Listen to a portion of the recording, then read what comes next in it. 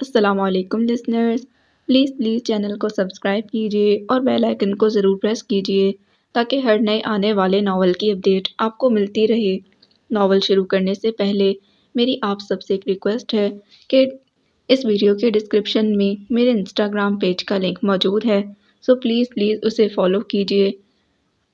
چلیے شروع کرتے ہیں ناول۔ کچھ عشق میں رنگے جنوں بھی تھا کہ قسط نمبر 2۔ راستے میں آتے پتھروں کو پیر سے ادھر ادھر ہٹاتے ہوئے وہ اسی طرح احتیاط سے اسے کھینچتے ہوئے عمارت کے اندر لے آئی تھی۔ بس ایک پل کو رک کر اس نے اپنا پھولا ہوا سانس بحال کرنے کی کوشش کی تھی۔ اگلے ہی پل جگہ کا تعین کرنے کے بعد وہ اب اسے دائیں جانب کھینچنا شروع کر چکی تھی۔ جھاڑیوں سے بچاتے وہ بامشکل ہی اسے وہاں تک لے جا سکی تھی۔ دیوار کے ساتھ بھربھری مٹی پر اس کا سر رکھتے ہوئے وہ کچھ مطمئن ہوئی تھی کہ یہ ایسی جگہ تھی جہاں کسی کی نظر نہیں پڑ سکتی تھی۔ پسینے میں شرابور وہ وہیں بیٹھی گہرے گہرے سانس بھرتے ہوئے اس کے چہرے کو دیکھ رہی تھی۔ رات کی تاریکی میں اس کا چہرہ کچھ اور زیادہ ہولناک نظر آ رہا تھا۔ وہ اس وقت بالکل ساکت تھا، اس کی کراہیں بھی بالکل بند تھیں۔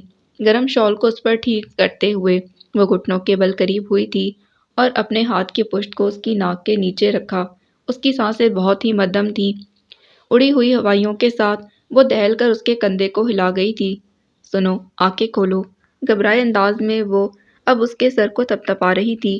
چند پل کے بعد اسے سوجی ہوئی بند آنکھوں میں حرکت ہوتی نظر آئی تھی اور اس کے ساتھ ہی دوبارہ اس کی کراہیں ابھرنے لگی تھیں۔ آنکھیں کھولو، دیکھو میری بات سنو۔ ہلکی آواز میں وہ اسے دوبارہ آنکھیں کھولنے پر مجبور کر رہی تھی۔ میں 2 منٹ میں واپس آتی ہوں، جب تک تم آنکھیں بند مت کرنا، اچھا؟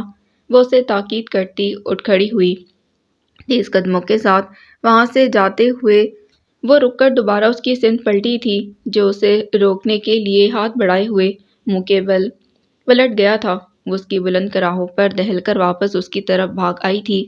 میں تمہارے لیے پانی لینے جا رہی ہوں، ابھی واپس آ جاؤں گی، تم آواز مت نکالنا۔ بالکل، ورنہ یہاں کوئی بھی آ سکتا ہے۔ ڈرنا مت، میں ابھی واپس آ رہی ہوں۔ احتیاط کے ساتھ اسے سیدھا کر کے شال پھیلاتے ہوئے وہ مدھم آواز میں تاکید کر رہی تھی۔ دبے قدموں کے ساتھ وہ اپنے گھر میں داخل ہو گئی تھی۔ کمرے میں اس کی بہن بدستور سوئی ہوئی تھی۔ اپنے خون میں آلودہ ہو جانے والے ہاتھ عدلت میں دھونے کے بعد اس نے اپنی بہن کے سرہانے رکھی گرم شال اٹھا کر اپنے گرد لپیٹی تھی۔ کسی بھی قسم کی آواز نکالے بغیر اس نے پانی کی بوتل کے ساتھ کارڈلز بھی سنبھالا تھا اور اسی خاموشی کے ساتھ دوبارہ گھر سے باہر نکل آئی تھی۔ گھٹنوں کے بل اس کے قریب بیٹھی وہ پانی کے چھینٹے اس کے چہرے پر ڈال رہی تھی، جو اسے مکمل غافل ہی ملا تھا۔ ایک جھرجھری لے کر وہ نیمواں آنکھیں کیے اس کی طرف متوجہ ہوا تھا۔ پانی پیو۔ اس کا سر اپنے گھٹنے سے ٹکاتے ہوئے وہ پانی کی بوتل اس کے منہ سے لگا چکی تھی۔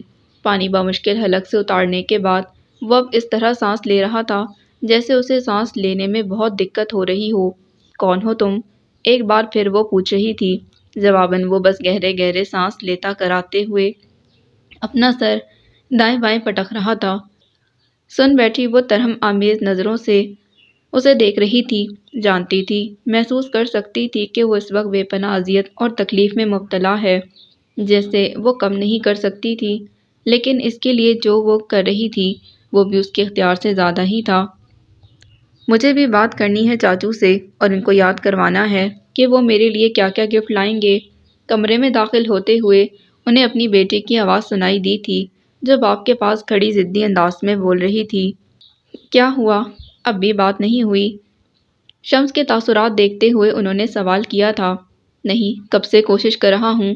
ایک تو اس لڑکے نے میری جان ہلکان کرنے کا تہیہ کر لیا ہے، پتہ نہیں کس حال میں کہاں کہاں خوار ہوتا پھر رہا ہوگا۔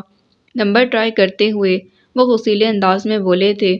آپ کو تو لگتا ہے عادت ہوتی جا رہی ہے پریشان رہنے کی، وہ مسکرائی تھیں۔ تو اور کیا کروں، آج سارا دن میری اسے بات نہیں ہو سکی، وہ بولے تھے۔ تو یہ بھی کوئی پریشانی والی بات ہے، ہوگا وہ کسی ایسی جگہ جہاں سگنل وغیرہ کا مسئلہ ہو، اور وہ کوئی تنہا تو نہیں ہے، وہاں گھر کے ہی لڑکے ہیں اس کے ہمراہ، اور اس کے وہ دوست بھی جنہیں آپ اچھی طرح جانتے ہیں، وہ حیرت سے بولی تھی۔ مجھے سب معلوم ہے، لیکن میں پھر بھی اس سے بات کیے بغیر، اس کی آواز سنے بغیر نہیں رہ سکتا ہوں، اور وہ ہے کہ ذرا بھی احساس نہیں ہے۔ اوپر سے 1 مہینہ ختم ہونے والا ہے مگر اس کا ابھی واپسی کا ارادہ نہیں، حد ہوتی ہے کسی بات کی، وہ بگڑے انداز میں بولے تھے۔ اب ایسا تو مت کہیں، پہلی بار وہ اس طرح کہیں باہر گیا ہے اور آپ کی اجازت سے ہی گیا ہے۔ ابھی تو مہینہ بھی نہیں گزرا، ہو سکتا ہے کہ اسے مزید کچھ اور دن لگ جائیں۔ کسی ایک مخصوص جگہ پر تو وہ گیا نہیں ہے، یہی دن تو ہوتے ہیں آزادی سے گھومنے پھرنے کے، اور آپ ہیں کہ بلا وجہ خود بھی پریشان رہتے ہیں اور دن میں 10 بار فون کر کے اسے بھی پریشان کرتے ہیں۔ سدرا، میں یہ سب اسے پریشان کرنے کے لیے نہیں کرتا ہوں، تم جانتی ہو میں اس کے معاملے میں کس قدر حساس ہوں، ایک ایک دن میں اسے دیکھے بغیر کس طرح کاٹ رہا ہوں یہ میں ہی جانتا ہوں۔ وہ ناراضی سے بولے تھے۔ ہر بار میں آپ کو ایک ہی بات سمجھاتی ہوں اور ہر بار آپ سب بھول جاتے ہیں، وہ عاجز ہو کر بولی تھی۔ وہ اب کوئی چھوٹا سا بچہ نہیں ہے شمس، آپ دل سے یہ وہم نکال کیوں نہیں دیتے کہ اگر وہ آپ سے اور گھر سے دور ہے تو خدا نخواستہ کسی مشکل میں ہی گرفتار ہوگا۔ آپ یہ یقین کر لیں کہ اب سب کچھ بدل چکا ہے، اسے اعتماد دیتے دیتے آپ خود وہموں اور وسوسوں کا شکار ہوتے جا رہے ہیں، اور تم اس کی وجہ بھی جانتی ہو، وہ درمیان میں بولے تھے۔ کبھی کبھی تو مجھے اس سے شدید قسم کی جیلسی محسوس ہونے لگتی ہے، وہ شکایتی لہجے میں بولی تھی۔ وہ کیوں؟ وہ حیران ہوئے تھے۔ کیونکہ آپ کو مجھ سے زیادہ اس کی فکر رہتی ہے، وہ جتانے والے انداز میں بولی تھی۔ پاپا، کال مل گئی ہے، ہنی نے چیخ کر اطلاع دی تھی۔ ان دونوں کی گفتگو کے دوران وہ کال ملانے کی کوشش میں لگی ہوئی تھی۔ نہیں، پہلے میں بات کروں گی، باپ کی گرفت سے بچتے ہوئے ہنی چیخی تھی، جس کی پرواہ کیے بغیر وہ سیل فون اس سے لے چکے تھے، مگر اگلے ہی پل دنگ رہ گئے جب سدرا نے صورت سے فون ان کے ہاتھ سے اڑا لیا تھا۔ فون پر بات کرتے وہ مسکراتے ہوئے شمس کو ہی دیکھ رہی تھی، جو خوشمگی نظروں سے انہیں گھور رہے تھے۔ شدید گھبرائی نظروں سے وہ اسے تک رہی تھی، جو سر پٹکتے ہوئے اب کچھ اور زیادہ اذیت کے ساتھ کراہیں بھر رہا تھا۔ دیکھو، تم ٹھیک ہو جاؤ گے، کچھ نہیں ہوگا تمہیں، وہ بمشکل ہی اسے تسلی دے سکی تھی۔ تمہیں اپنے گھر کا فون نمبر یاد ہے؟ مجھے بتاؤ، میں ابھی تمہارے گھر والوں سے تمہاری بات کرواتی ہوں۔ گھر ہے نا تمہارا؟ بولتے ہوئے وہ دھک سے رہ گئی تھی جب وہ یکدم ہی بلند آواز میں رونا شروع کر چکا تھا۔ تیزی سے اپنا ہاتھ اس کے منہ پر سختی سے جمائے وہ اسے روک گئی تھی۔ اگر تم نے اس طرح آوازیں نکالی تو میں تمہیں یہاں چھوڑ کر بھاگ جاؤں گی، وہ دہل کر بولی تھی۔ جواباً وہ فوراً ہی اس کا ہاتھ پکڑ چکا تھا۔ میں مر رہا ہوں، میں مر جاؤں گا، گھٹی گھٹی آواز میں روتے ہوئے وہ بولا تھا۔ تم غور سے میری بات سنو، میں تمہیں اس جگہ کا ایڈریس بتا رہی ہوں، وہ یاد رکھنا، اور مجھے اپنے گھر کا نمبر بتاؤ۔ اپنے گھر والوں کو جلد از جلد یہاں بلاؤ، میں اب اور زیادہ دیر تک تمہارے پاس نہیں رہ سکتی، وہ ہدایت دے رہی تھی۔ نمبر ملا کر اس نے بیل کی آواز پہلے خود سنی تھی اور پھر کارڈ لیس اس لڑکے کے کان سے لگا دیا تھا۔ دوسری جانب سے آتی آواز اسے سنائی دے سکتی تھی کیونکہ وہ قریب جھکی کان لگائے بیٹھی تھی۔ وہ آواز کسی مرد کی تھی جو بنا رکے کچھ بول رہا تھا۔ ایڈریس بتاؤ یہاں کا، بہت مدھم آواز میں وہ اس کے کندھے کو ہلاتے ہوئے تاکید کر رہی تھی، جو دوسری جانب سے آتی آواز کو سنتے ہوئے ہچکیوں کے ساتھ بس زاروں کے تار رو ہی رہا تھا، جبکہ اس کا بس نہیں چل رہا تھا کہ خود فون پر ایڈریس بتا دے، مگر وہ ایسا کر نہیں سکی تھی۔ اس نے شکر کا سانس لیا تھا جب اس لڑکے نے آہوں کراہوں کے درمیان ایڈریس بتانا شروع کر دیا تھا، جو وہ کچھ دیر پہلے ہی اسے اچھی طرح یاد کروا چکی تھی۔ یہ کون تھا؟ کارڈلیس آف کرنے کے بعد اس نے پوچھا تھا، مگر وہ تو کچھ سن ہی نہیں رہا تھا، اسی طرح گھٹ گھٹ کر رو رہا تھا جیسے فون پر بات کرتے ہوئے رونا شروع کر دیا تھا۔ آہستہ آہستہ اس کی سسکیاں مدھم پڑتے پڑتے بالکل ختم ہوتی چلی گئی تھیں۔ گھٹنوں کے گرد ہاتھ لپیٹے ٹھٹرتے ہوئے وہ اس کے سرہانے سکڑی بیٹھی تھی، مگر وقفے وقفے سے اس کی دھڑکن چیک کر رہی تھی، جو ایک بار پھر ارد گرد سے مکمل غافل ساکت پڑا تھا۔ دل ہی دل میں اللہ سے اس کے گھر والوں کی جلد از جلد آمد کی دعائیں مانگتے ہوئے اسے پتہ نہیں کتنا وقت گزر گیا تھا۔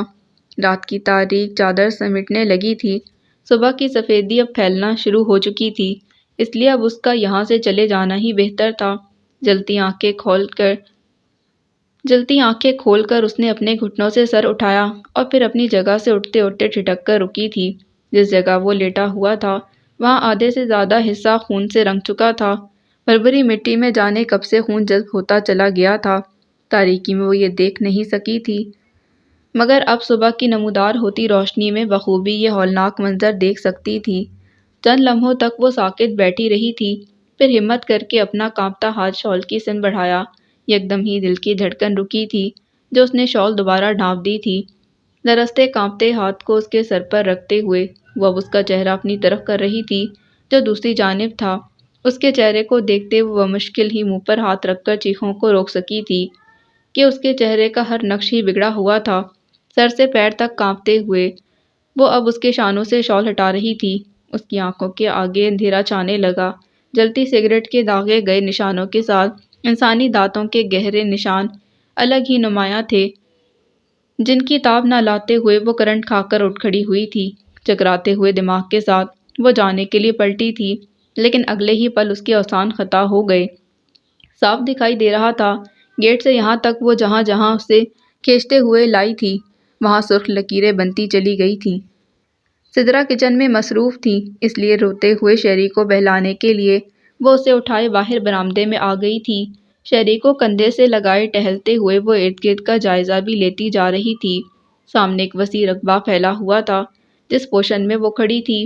اس کے علاوہ وہ بھی 3 عمارتیں دائیں بائیں سر اٹھائے کھڑی تھیں۔ اسے پتا تھا ان عمارتوں میں شمس کے چچا تایا کی فیملیز رہتی ہیں۔ سدرا کے ہمراہ وہ ان سب سے ملنے گئی تھی اور سبھی لوگ اسے بہت سلجھے ہوئے اور ملنسار لگے تھے۔ ان سب گھروں میں لڑکوں کے ساتھ ساتھ لڑکیوں کی بھی کافی تعداد موجود تھی، اس وجہ سے یہ جگہ کچھ زیادہ ہی پر رونق نظر آتی تھی۔ سب عمارتوں کے درمیان ایک جانب کافی بڑا گراؤنڈ تھا جس کے گرد باؤنڈری کھینچی ہوئی تھی۔ اس وقت بھی وہاں کچھ لڑکے باسکٹ بال کھیلنے میں مگن تھے۔ گراؤنڈ سے نظر ہٹا کر وہ ہنی کی سمت متوجہ ہوئی تھی جو چلتی کودتی اسی طرف آ رہی تھی۔ ایک بلی موٹی تازی تھی جو مزے سے ڈنگ ڈونگ کھاتی تھی۔ مزے سے کھاتی ہوئی وہ سارا کے قریب آئی تھی۔ پھر گاؤں میں سنوں گی۔ سارا نے اس کا ہاتھ پکڑا تھا جبکہ وہ دوبارہ گانے لگی تھی۔ بے ساختہ ہنستے ہوئے سارا نے جھک کر اس کے چہرے کو چوم لیا تھا۔ اندر جاتی ہنی سے نظر ہٹا کر وہ پلٹتے ہوئے دنگ ہوئی تھی۔ ایک بلی موٹی تازی تھی جو مزے سے ڈنگ ڈونگ بڑے مؤدب انداز میں ہاتھ باندھے وہ سامنے کھڑا گا رہا تھا۔ شدید ناگواری سے سارا نے اس کے چہرے اور آنکھوں سے جھلکتی شرارتی مسکراہٹ کو گھورا تھا۔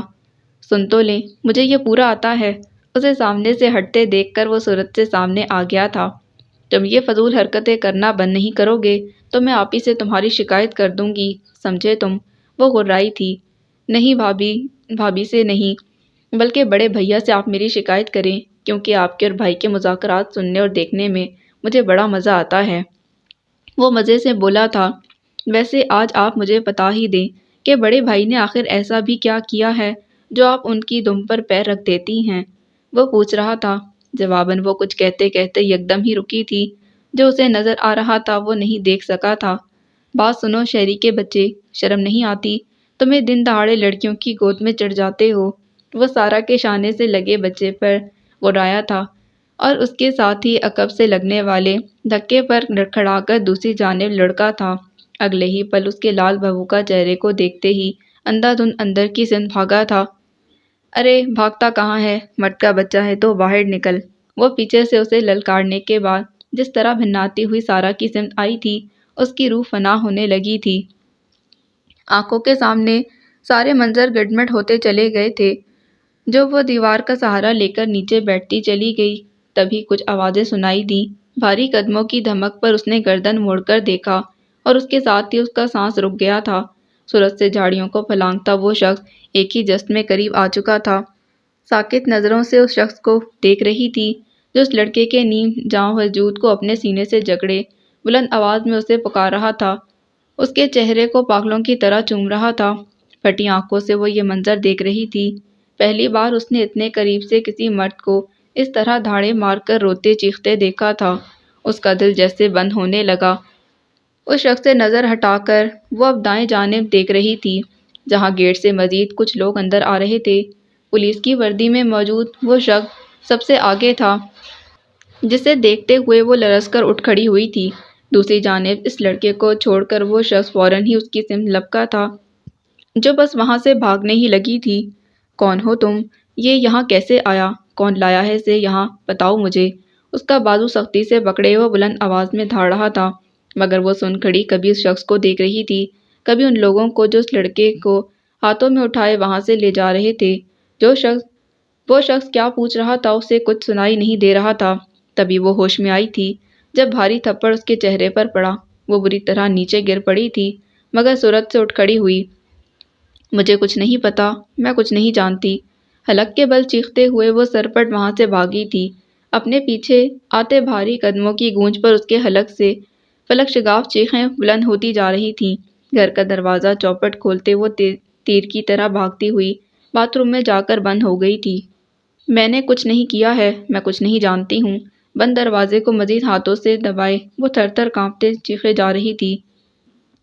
آخری بار سمجھا رہی ہوں، جو لوفر اندر بھاگا ہے اس کے قریب میں کسی کو بھٹکنے نہیں دیتی، اور تو تن کر کھڑی ہوئی ہے اس کے سامنے۔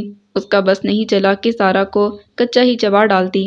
ارے جوان جہان مرد اس گھر میں گھومتے ہیں اژدہوں کی طرح منہ کھولے، اور تو پھدکتی پھرتی ہے ان دیووں کے آگے ہیروئن بنی۔ اس کے پھاڑ کھانے والے انداز پر خفت زدہ نظروں سے اسے دیکھتے ہوئے سارا نے چہرے کے گرد بکھرتی تراشیدہ لٹوں کو کان کے پیچھے چھپایا تھا۔ یہ جو تو کیٹ واک کرتی ادائیں دکھاتی پھرے گی تو گھر کے مرد باولے نہ ہوں گے تو کیا ہوں گے؟ آئندہ تیری کمر پر یہ زلفیں لہراتی نظر آئیں تو جڑ سے نکال پھینکوں گی۔ خونخوار لہجے میں اسے دھمکاتی وہ رکی تھی۔ تو کیا دیکھ رہا ہے مجھے آنکھیں پھاڑ پھاڑ کے، چٹاک بھر کے؟ وہ اس بچے پر دھاڑی جو پہلے ہی اس کی کڑکدار آواز پر سہما ہوا تھا، مگر اب براہ راست اسے خود پر چلاتے، آنکھیں نکالتے دیکھ کر پھوٹ پھوٹ کر رونا شروع کر چکا تھا۔ شہری کا سر اپنے شانے سے لگاتے وہ ناگواری سے اسے دیکھ رہی تھی، جو برآمدے کی سمت سے آتے شمس کی طرف بڑھ گئی تھی۔ بڑے بھیا، اس گھر میں چھریوں کی کمی تھی، جو ایک اور 56 چھری اٹھا لائے۔ ان کے بازو میں ہاتھ ڈالے اندر کی سمت جاتے ہوئے وہ کلس کر بولی تھی۔ دوسری جانب بری طرح کھولتے ہوئے وہ ان دونوں کی پشت کو گھورتی رہ گئی تھی۔ تیز بخار میں جلتی پیشانی پر محسوس ہوتے نرم لمس پر اس نے آنکھیں کھولی تھیں۔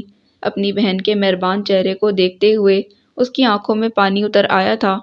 تمہیں کسی سے ڈرنے کی کوئی ضرورت نہیں ہے، میں ہوں نا تمہارے ساتھ؟ اس کے رخسار کو سہلاتے وہ بولی تھی۔ اگر وہ پولیس کو دوبارہ ہمارے گھر لے کر آ گیا تو؟ وہ بھرائی آواز میں بولی۔ ہرگز نہیں، ابو نے اور میں نے بھی سختی سے اسے منع کر دیا ہے۔ اگر اس نے میری بہن کو تنگ کیا تو ہم اس پر بھی کیس کر دیں گے اور پولیس اسے پکڑ لے گی۔ اس کی بہن تسلی دے رہی تھی۔ تم جانتی ہو وہ اس لڑکے کا بھائی ہے، اور وہ تمہیں پکڑنے کے لیے پولیس کو ساتھ لے کر نہیں آیا تھا۔ وہ سب تو تم سے یہ پوچھنے آئے تھے کہ وہ لڑکا تمہیں کہاں ملا اور تم نے کیا دیکھا۔ میں نے آپ کو سب کچھ بتا دیا تھا، اس کے علاوہ میں اور کچھ نہیں جانتی۔ کیا آپ نے اس کو بتایا نہیں تھا؟ کیوں آیا تھا وہ دوبارہ یہاں؟ وہ خوفزدہ انداز میں بولی تھی۔ وہ دوبارہ اس لیے آیا تھا کہ تم سے مزید کچھ جان سکے۔ وہ بھائی ہے اس لڑکے کا، پریشان تھا اس لیے تم سے بات کرنا چاہتا تھا، مگر میں نے اسے کہہ دیا کہ اب وہ یہاں نہ آئے، میں اسے تم تک نہیں آنے دوں گی۔ اس لیے اب تم سارا ڈر خوف اپنے دل سے نکال دو، کوئی کچھ نہیں کہے گا تم سے۔ میں امی ابو سب ہیں یہاں تمہارے پاس، تم تنہا نہیں، اور تم نے کچھ غلط نہیں کیا تو پھر کوئی کیوں تمہیں نقصان پہنچائے گا؟ اس کی بہن نرم لہجے میں سمجھا رہی تھی۔ وہ لڑکا مر گیا ہے نا؟ وہ کمزور آواز میں بولی تھی۔ نہیں، وہ ہاسپٹل میں ہے، مگر تم اس بارے میں کچھ مت سوچو، سب بھول جاؤ اور اب جلدی سے ٹھیک ہو جاؤ۔ وہ محبت بھرے لہجے میں اس کے خوف کو دور کرنے کی کوشش کر رہی تھی۔ رات کا 1 بجنے والا تھا جب اس نے میگزین بند کر کے لائٹ آف کرنے کا ارادہ کیا۔ تبھی باہر سے آتی آوازوں پر وہ کچھ چونک کر دروازے کی بجائے کھڑکی کی سمت بڑھ گئی تھی۔ پردہ سرکا کر اس نے شیشے کو بھی ایک طرف ہٹاتے ہوئے حیرت سے ہنی کو دیکھا تھا، جو اپنا تکیہ سینے سے لگائے سامنے والے کمرے کے دروازے کے باہر کھڑی تھی۔ چاچو، دروازہ کھولیں، مجھے اندر آنا ہے۔ دروازہ بجاتے ہوئے وہ نیند میں ڈوبی آواز کے ساتھ صدائیں لگا رہی تھی، جبکہ سارا نے ناگوار نظروں سے سامنے کھڑکی کی طرف دیکھا تھا، جہاں وہ اندر کان بند کیے کمپیوٹر کے سامنے بیٹھا تھا۔ ہنی کی مستقل بلند پکاروں پر بالآخر وہ اپنی جگہ سے اٹھتا دکھائی دیا تھا۔ کیا مصیبت ہے؟ باہر نکلو! چلاتے ہوئے اس نے ہنی کو واپس باہر نکالا تھا، جو اندر گھسٹتی چلی جا رہی تھی۔ مجھے چاچو کے کمرے میں سونا ہے، نیچے گرمی لگتی ہے۔ وہ پیر پٹکتے ہوئے بضد تھی۔ یہ بات جا کر اپنے ابا حضور سے کہو تاکہ انہیں یاد آ جائے کہ اس مہاراجا کے علاوہ بھی اس گھر میں انسان بستے ہیں جنہیں اے سی کی ضرورت ہے۔ نہیں، مجھے چاچو کے کمرے میں ہی سونا ہے۔ اگر آپ نے مجھے اندر نہیں آنے دیا تو میں ان سے آپ کی شکایت کروں گی کہ آپ ان کے کمرے میں سوتے ہیں، ان کے ڈریس بھی پہنتے ہیں، ان کے شوز بھی اور پرفیوم بھی لیتے ہیں۔ روکے جانے پر ہنی دھمکیوں پر اتر آئی تھی۔ ہاں، جاؤ جا کر کرو شکایت، گھوم رہے ہیں نا وہ نانگا پرگت کی وادیوں میں، جاؤ اڑتی ہوئی ان کے پاس پہنچ جاؤ۔ ہنی کو گھرکتے ہوئے اس کی نظر سامنے اٹھی تھی۔ اجی سنیں، ہمارے کمرے میں ٹھنڈی مشین چلتی ہے، اگر آنا چاہیں تو آپ کے لیے بہت جگہ ہے، وہ بڑی لگاوٹ کے ساتھ آفر کر رہا تھا۔ مجھے اندر آنے دیں، ہنی روحانسی ہوتی چیخی تھی۔ تم نے نیچے واپس جانا ہے یا مار کھانی ہے؟ ہنی کو ڈپٹتے ہوئے اس نے حیرت سے سارا کی جانب دیکھا تھا۔ ارے ہم نے تو اخلاقاً آفر کی تھی، آپ تو سچ مچ آ گئیں۔ وہ چہکا تھا، جبکہ ناگوار نظر اس کے مسکراتے چہرے پر ڈال کر وہ ہنی کا ہاتھ پکڑے واپس پلٹ گئی تھی۔ میں تمہیں بہت اچھی سٹوری سناؤں گی، تو میرے کمرے میں سونا، ٹھیک ہے؟ ہنی کو بہلاتی وہ کمرے کی سمت بڑھی تھی۔ اجی سنیں، ہماری ہنی کو رات میں 10 بار واش روم جانے کی عادت ہے، اور مزے کی بات یہ ہے کہ وہاں یہ تنہا بھی نہیں جاتی ہے۔ پیچھے سے ابھرتی اس کی مسکراتی آواز پر وہ بس پیچ و تاب کھا کر رہ گئی تھی۔ صوفے پر دراز ٹی وی دیکھتے ہوئے وہ چونک کر اپنی بہن کی طرف متوجہ ہوئی تھی، جو عجلت میں سینڈل کے اسٹرپ باندھنے کے بعد اپنا بیگ اٹھا رہی تھی۔ آپ کہاں جا رہی ہیں؟ اس نے پوچھا تھا۔ میں ابو کے ساتھ جا رہی ہوں، بیگ میں کچھ تلاش کرتے ہوئے وہ سرسری انداز میں بولی تھی۔ وہی تو پوچھ رہی ہوں، کہاں جا رہی ہیں؟ اس کے سوال پر وہ ایک پل کو رکی تھی، مگر پھر کہا تھا، ہاسپٹل۔ کیوں؟ وہ مشکوک ہوئی۔ اس کی طبیعت زیادہ خراب ہے تو اس لیے۔ نظر چرا کر اس کی بہن بولی تھی۔ دوسری جانب وہ چند لمحوں تک اسے دیکھتی رہی، پھر پوچھا تھا، آپ کو کیسے پتہ چلا؟ مجھے ابو نے بتایا ہے، انہوں نے فون کیا تھا اس کی خیریت معلوم کرنے کے لیے، اس کی بہن نے کہا، جبکہ وہ بس خاموشی سے اسے دیکھ رہی تھی جو تیز قدموں کے ساتھ کمرے سے نکل رہی تھی۔ کچن میں داخل ہوتے ہوئے وہ ٹھٹک کر رکی تھی، اور وہ جو ٹیبل پر لیٹا انگڑائیاں لے رہا تھا فوراً ہی اٹھا تھا۔ دوسری جانب اس کے وہم و گمان میں بھی نہیں تھا کہ چھٹی والے دن گھر میں اتنی صبح کوئی بیدار ہوگا۔ آج وہ بہت جلدی اٹھ گئی تھی، اس لیے چائے کی طلب کچن میں لے آئی تھی۔ آ جائیں سارا، اگر کچھ چاہیے تو مجھ سے کہنے کی ضرورت نہیں، خود ہی لے لیجیے۔ شان کے کہنے پر وہ حیرت سے اسے دیکھ رہی تھی، جو پیاس کاٹتے ہوئے آنسو بہا رہا تھا۔ جلدی ہاتھ چلاؤ، میں بھوکا بیٹھا ہوں، یہاں ہے کون جو ہمیں ناشتہ سجا بنا کر پیش کرے گا؟ ٹیبل پر بیٹھا وہ اسے جتا رہا تھا، جو خاموش کھڑی تھی۔ اور ابھی تک صرف پیاز کے چھلکے اتارے ہیں، شام تک تو آملیٹ بنا ہی لوگے تم؟ وہ شان کو لتاڑ رہا تھا۔ خود بھی کچھ ہاتھ پیر چلا لو، نوکر نہیں ہوں تمہارا، شان جل کر بولا۔ تمیز سے بات کرو، تمہارا فرض ہے میری خدمت کرنا، آخر بڑا بھائی ہوں تمہارا، وہ یاد دلا رہا تھا۔ تم مجھ سے بڑے ہو، مگر صرف دہی کے بڑے ہو، اس لیے اوقات میں رہو، سمجھے؟ شان بالکل روب میں نہیں آیا تھا۔ کیا کہا تم نے؟ میں دہی کا بڑا نظر آتا ہوں تمہیں؟ ٹیبل سے کود کر اس نے شان کو دبوچا تھا، جبکہ وہ کاؤنٹر کے پاس دنگ کھڑی ان کی ہاتھا پائی دیکھ رہی تھی۔ ہٹ پیچھے، صبح صبح دماغ خراب کیا تو یہ چھری تیرے خالی پیٹ میں اتار دوں گا۔ شان نے جس طرح ڈانٹتے ہوئے اپنا چھری والا ہاتھ اٹھایا، وہ دہل کر پیچھے ہٹی تھی تو اس کا ہاتھ انڈوں کی باسکٹ سے ٹکرایا۔ پلک جھپکتے میں باسکٹ زمین بوس ہو چکی تھی۔ ٹوٹے بکھرے انڈوں سے نظر ہٹا کر سارا نے ان دونوں کو دیکھا تھا، جو صدمے کے ساتھ اپنی اپنی جگہ ساکت ہو گئے تھے۔ سوری، سارا نے شرمندگی سے کہا۔ اب کر لو ناشتہ، بن گیا آملیٹ۔ چھری کاؤنٹر پر پٹکتے ہوئے شان چلاتا ہوا ٹیبل پر جا بیٹھا تھا، جبکہ شاہ رخ نے جھپٹ کر وہی چھری اٹھائی تھی۔ سارے انڈے توڑ دیے، اب کیا ہم تمہیں کھائیں گے؟ چھری لہراتا وہ جس طرح غراتے ہوئے قریب آیا، سارا کا چہرہ فک ہو گیا تھا۔ کل کالج میں اس کا پہلا دن تھا۔ بہت محنت اور لگن سے نئی سفید یونیفارم کو پریس کرتے ہوئے اس نے ایک بار پھر پلٹ کر اپنی بہن کو دیکھا تھا، جو اب تک فون میں ہی مصروف تھی۔ یونیفارم ہینگ کر کے رکھنے کے بعد وہ اس کی جانب آئی تھی، جو اب فون سے فارغ ہو کر کسی گہری سوچ میں گم بیٹھی تھی۔ آپ کس سے بات کر رہی تھیں؟ اس کا لہجہ سنجیدہ تھا۔ تم جانتی ہو کہ میں کس سے بات کر رہی تھی؟ نظر ملائے بغیر وہ بولی۔ آپ اس سے کیوں بات کرتی ہیں؟ اس کے سوالیہ لہجے میں ناگواری ہی ناگواری تھی۔ میں ان سے بات کیوں نہ کروں؟ اس بار اس کی آنکھوں میں دیکھتے وہ جواباً سوال کر رہی تھی۔ آپ کو ضرورت ہی کیا ہے اس سے بات کرنے کی؟ اس کا لہجہ خراب ہونے لگا۔ ضرورت ہوتی ہے تو کیا تب بھی کسی سے بات کی جاتی ہے؟ کتاب کے ورق پلٹتے اس کی بہن نے اتنا ہی کہا تھا۔ آپ کیوں اس طرح اس سے تعلقات بڑھا رہی ہیں؟ وہ سوال پر سوال کر رہی تھی۔ تم کیوں اتنی تفتیش کر رہی ہو؟ انہوں نے خود فون کیا تھا اور میں نے بات کر لی۔ اس بار اس کی بہن ناراضی سے بولی۔ مگر کل تو آپ نے خود اسے فون کیا تھا۔ ہاں میں نے کل فون کیا تھا، مگر صرف اس کے بھائی کی خیریت معلوم کرنے کے لیے۔ اس کی بہن فوراً بولی۔ خیریت دریافت کرنے کے لیے وہ فون کرے گا یا آپ؟ گھنٹہ ڈیڑھ گھنٹہ خیریت دریافت کرنے میں ہی نکل جاتا ہے، اس نے تیز لہجے میں کہا۔ آخر تمہیں کس چیز پر اعتراض ہے؟ اس کی بہن چلائی تھی۔ مجھے اس شخص پر ہی اعتراض ہے جس سے آپ کو کچھ زیادہ ہی ہمدردی ہوتی جا رہی ہے، جس کے فون کا آپ کو انتظار رہنے لگا ہے۔ تم کیوں خار کھاتی ہو اس بندے سے؟ اس کی بہن ناراضی سے بولی تھی۔ جواباً سر جھٹکتی وہ تیزی سے کمرے سے باہر چلی گئی تھی۔ تم نے توڑ دیے سارے انڈے۔ اب تمہاری بہن نے تو ہمیں ہی باتیں سنانی ہیں، اور آج تو ان کے میاں بھی گھر پر ہیں جو چھٹی والے دن اپنی بیگم کو کوئی کام کرتا ہوا نہیں دیکھ سکتے۔ اب تو اپنے ساتھ ساتھ ان کا ناشتہ بھی ہمیں بنانا پڑے گا۔ اس پر غراتے ہوئے وہ رک کر شان کی سمت پلٹا تھا۔ یار، یہ لڑکیاں صرف چھری دکھانے سے اتنی خوفزدہ ہو جاتی ہیں، پہلی بار دیکھ رہا ہوں۔ اس کے شرارتی لہجے پر سارا کی تیوریاں چڑھنے لگی تھیں۔ میں آپ ہی کو جا کر خود ہی بتا دیتی ہوں کہ میں نے انڈے توڑ کر کتنا بڑا گناہ کر دیا ہے، وہ جل کر بولی تھی۔ ارے ایسا غضب مت کیجیے گا۔ شان فوراً ہی اپنی جگہ سے اٹھا تھا۔ ان کے ہسبینڈ کی موجودگی میں کسی کی جرأت بھی نہیں ہو سکتی انہیں نیند سے جگانے کی۔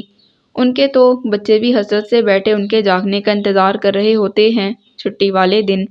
یہاں آپ نے جا کر دروازہ بجایا، وہاں وہ دھاڑتے کمرے سے باہر نکل آئیں گے، لہٰذا ان کی بیگم کو ڈسٹرب کرنے کا رسک لینے کے بجائے آپ صرف اتنی مہربانی کریں کہ ہمارے ناشتے کا کوئی انتظام کر دیں، بڑا احسان ہوگا آپ کا۔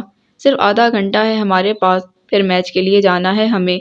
اگر دیر ہو گئی تو باہر مجمع جمع ہو جائے گا، اور ان کی آوازوں پر بڑے بھائی نے صبح ہی صبح ہمیں الٹا لٹکا دینا ہے۔ تفصیل سے بتاتے ہوئے وہ بڑی لجاجت کے ساتھ درخواست کر رہا تھا۔ اچھا میں دیکھتی ہوں، شاید فریج میں اور انڈے ہوں۔ وہ پگھل کر راضی ہو گئی تھی۔ نہیں ہیں اور انڈے، جتنے تھے وہ سب تم نے شہید کر دیے ہیں۔ خاموش کھڑا شاہ رخ پھر اس پر غرایا تھا۔ ایک منٹ، میرے ذہن میں ایک آئیڈیا آ رہا ہے۔ یکدم ہی بولتے شان کچن کی کھڑکی کی سمت گیا، جبکہ وہ سوالیہ نظروں سے اسے دیکھ رہی تھی، جو کھڑکی کھولے باہر کا جائزہ لینے کے بعد واپس آ رہا تھا۔ سارا، آپ ایک کام کریں، کچن کے اس دروازے سے نکل کر دائیں جانب جائیں اور بڑے تایا کا پوشن ختم ہوتے ہی آپ کو ایک بڑا سا ڈبہ رکھا نظر آئے گا، اسے کھولیے گا، جتنے انڈے ہاتھ لگیں سب نکال لے آئیے گا۔ اسے ہدایت دیتا وہ کچن کے اس دروازے کی سمت بڑھ گیا تھا جو باہر کی طرف کھلتا تھا۔ اس نے سارا کی مرضی بھی جاننے کی کوشش نہیں کی تھی۔ لیکن میں کیوں جاؤں؟ تم دونوں میں سے کوئی چلا جائے۔ مشکوک نظروں سے شاہ رخ کے مسکراتے چہرے کو دیکھتے وہ بولی تھی۔ کیسی باتیں کر رہی ہیں آپ؟ وہ مشرقی مرغیاں ہیں، اب پرائے مردان کے دربے میں ہاتھ ڈالتے کیا اچھے لگیں گے، توبہ۔ مسکراہٹ چھپاتے ہوئے شاہ رخ نے ناراضگی سے کہا تھا۔ جلدی آ جائیں، زیادہ وقت نہیں ہے۔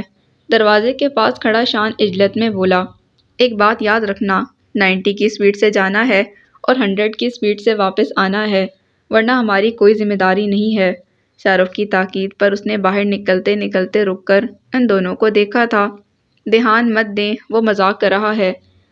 اس سے پہلے کہ وہ وجہ پوچھتی، شان نے مسکراہٹ روکتے اسے اطمینان دلایا تھا۔ لیکن تمہیں کیسے پتا کہ وہاں لازمی انڈے موجود ہوں گے؟ ہو سکتا ہے آج مرغیوں نے انڈے ہی نہ دیے ہوں۔ وہ جذبت ہوتی اپنے خدشے کا اظہار کر رہی تھی۔ دراصل وہ جانا ہی نہیں چاہ رہی تھی، کیونکہ اسے لگ رہا تھا کہ ضرور کوئی گڑبڑ ہے۔ آپ فکر نہ کریں، مجھے یقین ہے کہ انڈے ضرور ہوں گے دربے میں۔ شان کے پریقین انداز پر سارا نے حیرت سے اسے دیکھا تھا۔ ارے اب چلی بھی جاؤ، ورنہ بڑے بھائی کو جگا کر تمہارے پیچھے چھوڑ دوں گا۔ تمہیں بھی بڑا شوق ہے ان سے بھیڑنے کا۔ شاہ رخ جھلاتا ہوا دروازے کے قریب آیا تھا۔ لیکن مجھے مرغیوں سے بہت ڈر لگتا ہے، ایک بار مرغے نے مجھ پر حملہ کر دیا تھا۔ اگر وہاں کوئی مرغا نہیں ہے تو میں چلی جاتی ہوں۔ اس کے پریشان انداز میں پوچھنے پر شان بس ایک پل کو دنگ ہوا تھا۔ مگر پھر بے تحاشا سنجیدگی کے ساتھ بولا، میرا یقین کریں وہاں ایک بھی مرغا نہیں ہے، سب کی سب مرغیاں ہیں۔ شان کے کہنے پر شاہ رخ کی مسکراہٹ غائب ہو گئی تھی۔ آنکھیں پھاڑے وہ حیرت سے شان کو ہی دیکھ رہا تھا۔ دوسری جانب ناچار وہ غائب دماغی سے سر ہلاتی آگے بڑھ گئی تھی۔ بات سن، واقعی وہاں کوئی مرغا نہیں ہے؟ سارا کے جاتے ہی وہ شان سے سوال کر رہا تھا، جس پر اس کی بمشکل رکی ہوئی ہنسی ابل پڑی تھی۔ معجزاتی دڑبا ہے وہ، معجزاتی، وہ بلند ہنسی کے درمیان بولا تھا۔ جبھی وہاں صرف مرغیاں اور انڈے ہیں، آخر مرغیاں رہتی بھی تو کسی کی سرپرستی میں ہیں۔ شان کے ہاتھ پر ہاتھ مار کر ہنستے ہوئے شاہ رخ نے کہا تھا۔ ڈربے کے پاس بیٹھتے ہوئے اس نے ڈرتے ڈرتے پنجرے کا دروازہ کھولا تھا۔ واقعی وہاں جگہ جگہ انڈوں کے ڈھیر پڑے تھے۔ اتنی تعداد میں مرغیاں تھیں کہ اس نے غور کرنے کی زحمت ہی نہیں کی تھی کہ وہاں مرغیوں کے درمیان مرغے کتنے موجود ہیں۔ احتیاط کے ساتھ انڈے نکالتے ہوئے اس نے کوئی درجن بھر کے قریب اپنے پلو میں سنبھالے تھے اور پنجرے کا دروازہ بند کیا تھا۔ تبھی دور کہیں عقب سے آتی بلند آوازوں پر بوٹتے ہوئے پلٹی تھی۔ اس کے ساتھ ہی اس کے چھکے چھوٹ گئے۔ جان لے لوں گی تیری، میری مرغیوں کے انڈے چرائے تو نے، رک وہیں۔ آگ بگولا ہو کر وہ للکارتی اس کی طرف بھاگی آ رہی تھی، جس کے پیر زمین میں جکڑے گئے تھے۔ اب ڈاکٹرز کیا کہتے ہیں؟ اسے مزید کتنا عرصہ لگ سکتا ہے مکمل صحت یاب ہونے کے لیے؟ ہاسپٹل کے ہی کمپاؤنڈ میں سبزے پر موجود بینچ پر بیٹھتے وہ پوچھ رہی تھی۔ ابھی تو کوئی اندازہ شاید انہیں بھی نہیں ہو سکتا ہے کہ کتنا عرصہ۔ اس ایک ماہ میں تو وہ ذہنی طور پر بھی نارمل نہیں ہو سکا۔ میں تو بس یہ اندازہ لگانے کی کوشش کر رہا ہوں کہ اسے ابھی مزید کتنے عرصہ تک ٹرینکولائزرز کے زیر اثر رکھا جائے گا، وہ گہرے سنجیدہ لہجے میں بولے تھے۔ لیکن یہ چیز برداشت کرنی پڑے گی، کیونکہ وہ ہوش و حواس میں خوف سے چلانا شروع کر دیتا ہے، اپنے آپ کو نقصان پہنچا بیٹھتا ہے، کسی کو اپنے قریب نہیں آنے دیتا۔ اکثر تو اس کی اتنی حالت بگڑ جاتی ہے کہ مجھے بھی نہیں پہچانتا، چھونے تک نہیں دیتا خود کو۔ ایسے میں بہت مشکل ہو جاتا ہے اسے سنبھالے رکھنا۔ بجھے ہوئے چہرے کے ساتھ وہ تھکے ہوئے لہجے میں بتا رہے تھے۔ آپ کی پریشانی اپنی جگہ بجا ہے، لیکن آہستہ آہستہ ہی اس کی ذہنی حالت نارمل ہوگی۔ وہ بغور ان کے چہرے کے تاثرات دیکھتے ہوئے بولی تھی، جتنا بھی وقت لگے، مگر بس وہ زندگی کی طرف لوٹ آئے، مجھے اور کچھ نہیں چاہیے، وہ مدھم لہجے میں بولے تھے۔ اس کی حالت دیکھ کر میری ہمت ٹوٹنے لگتی ہے۔ جس تکلیف سے وہ گزرا ہے اور گزر رہا ہے، اس کی شدت مجھے اپنے دل میں محسوس ہوتی ہے۔ میرے گھر میں وہ سب سے الگ اور بہت زیادہ حساس ہے۔ ابو کے جانے کے بعد وہ میرے بہت قریب رہا ہے۔ میرے علاوہ وہ کسی سے بھی اپنی کوئی تکلیف یا پرابلم شیئر نہیں کرتا۔ کبھی وہ میری اجازت کے بغیر یا مجھے بتائے بغیر گھر سے باہر تک نہیں نکلا تھا، مگر اس رات وہ کیسے مجھے بتائے بغیر کب اپنے دوستوں کے ساتھ نکل گیا، میں نہیں جانتا۔ ساری رات میں اسے دیوانوں کی طرح شہر کی سڑکوں پر، ہاسپٹل میں اور جانے کہاں کہاں ڈھونڈتا پھر رہا تھا، اس بات سے بے خبر کہ قیامت تو اس پر گزر چکی ہے۔ اگر اس رات آپ کی بہن اس کی مدد نہ کرتی تو شاید… وہ یکدم ہی خاموش ہوئے تھے، جبکہ وہ خاموش بیٹھی ان کے چہرے پر پھیلے تکلیف دہ تاثرات کو دیکھ رہی تھی۔ آپ نے کبھی شاخ پر کھلے اس گلاب کو دیکھا ہے جو ابھی پوری طرح کھلا بھی نہ ہو؟ ان کے ستے ہوئے چہرے کو دیکھ رہی تھی۔ وہ کیسا انسان ہوگا جو اس ادھ کھلے پھول کو شاخ سے نوچ کر اسے پیروں تلے رون ڈالے؟ کیا وہ انسان دل جیسی چیز سینے میں رکھتا ہوگا؟